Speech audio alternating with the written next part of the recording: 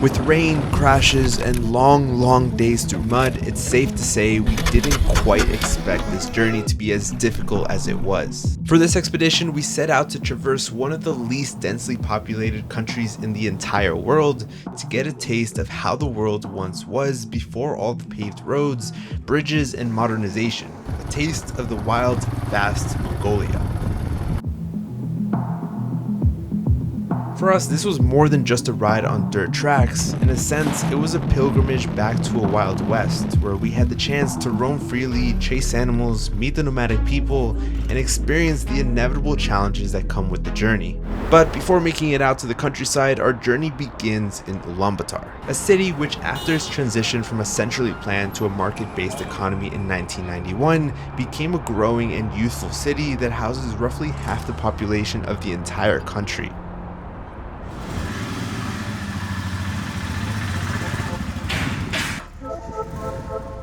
Over the next 8 days, we'll be riding over 1,000 kilometers into the countryside, with our first destination being Elsentasarkai, also known as the Mini Gobi.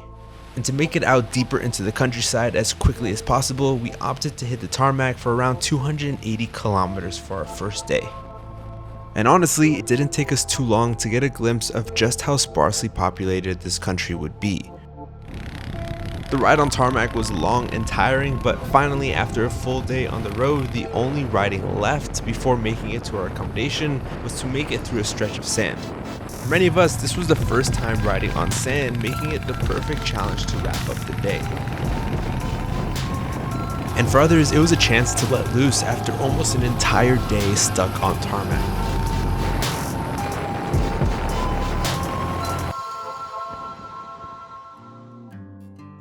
And just like that, we had finally made it to the countryside.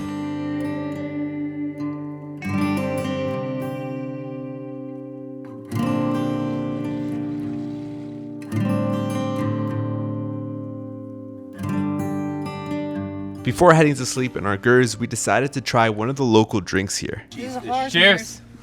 Okay, cheers. Made by milk.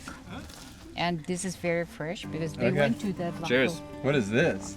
Horse Beer's milk. Oh no, is this Cheers, the buddy. horse milk? Here What? it is. This is the one. Oh Cheers. my god. That is the one that you want. Whoa! Not for me. Wow!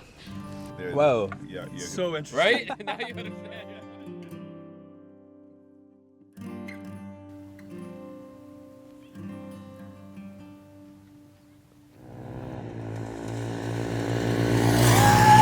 The next morning, we of course had to hit a quick race with the locals before finally heading out to our next destination.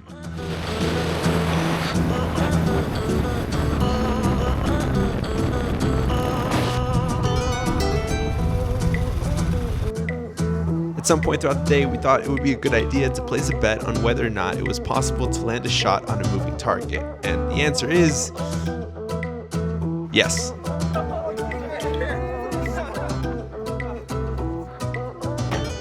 And after a bit of sightseeing, it was finally time to hit the dirt.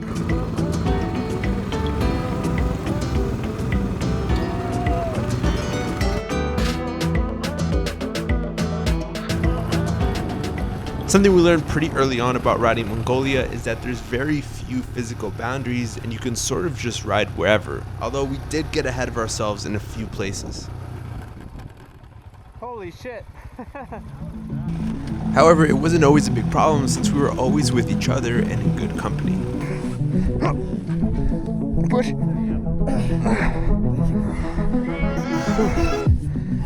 With all the free roaming we were doing, it was honestly hard to stay focused on our route because really it felt like everywhere you went was a playground.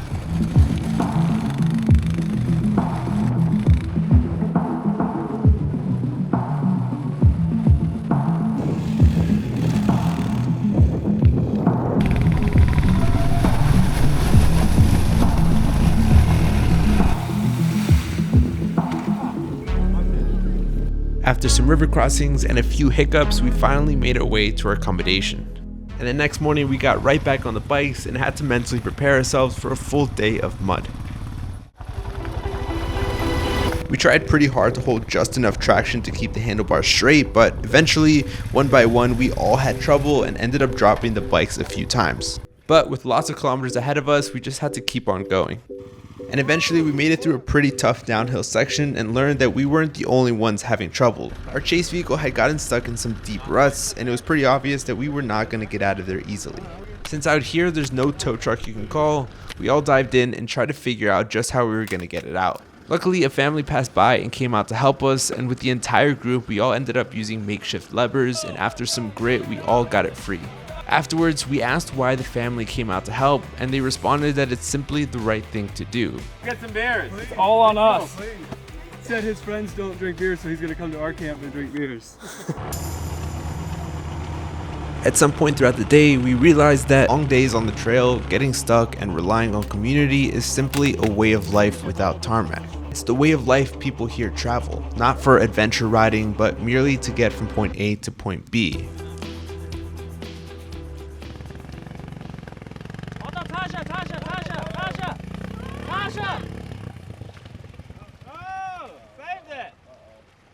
He just forgot the turn, dude. He just forgot. Yeah. Small mistake.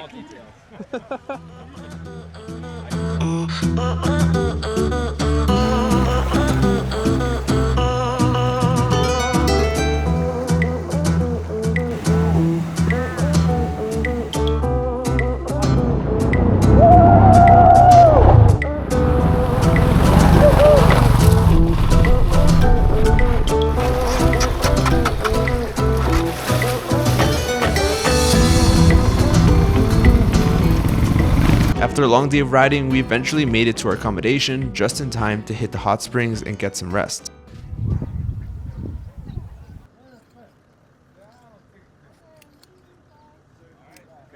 The next day, we did something a little bit different by visiting one of the nomadic families and getting a sense of how they live. They treated us to some homemade food, we got to know a little bit more about each other, and we even got a few Mongolian wrestling lessons.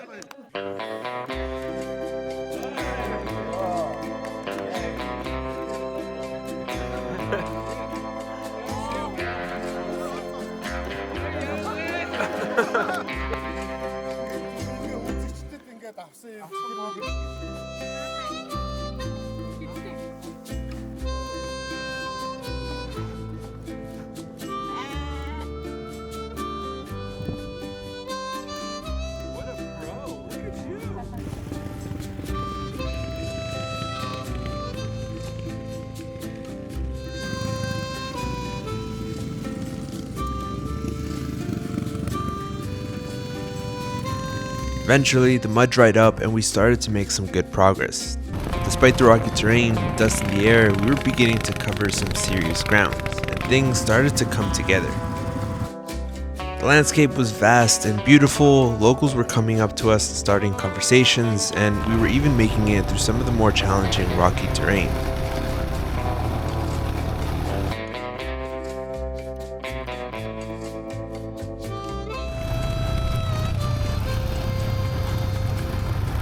Unfortunately, it wasn't all easy riding, and after some time went on, the terrain started to take a toll on us. Crashes became more frequent and more damaging. We started riding.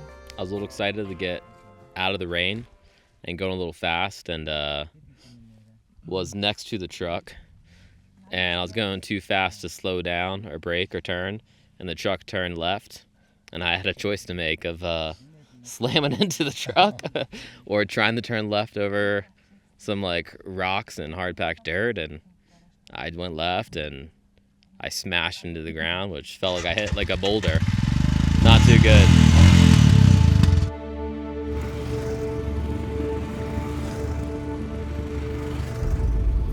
Despite the falls, we kept pushing forward and prepared for one last challenge of the trip. We spent the night near Mongolia's largest freshwater lake, also known as Kufskull Lake, and in the morning we headed out for the mountains. The day started out by riding through some of the heaviest rain we've experienced so far on the trip, but thankfully it eventually cleared up, and after a lot of potholes and rocky roads, it was time to make the climb up to the top of the mountain. This was some of the steepest and technical riding we've done on the trip, but it was very much worth the view at the top.